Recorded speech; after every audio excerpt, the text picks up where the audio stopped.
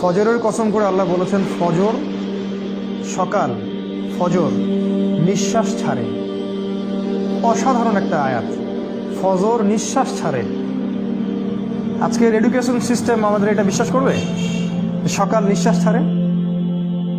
কোরআন বলেছে ফজর, ফজরের সময় মালায়েকা চলে আসেন, কেরাত হয় ইমামে, তারা শোনেন, কারা কারা নামাজে আসছেন তারা লিখে রাখেন, আল্লাহর কাছে লিস্টটা নিয়ে যান, নিয়ে গিয়ে দেখান যে ফজরের জামাতে হাজির ছিল।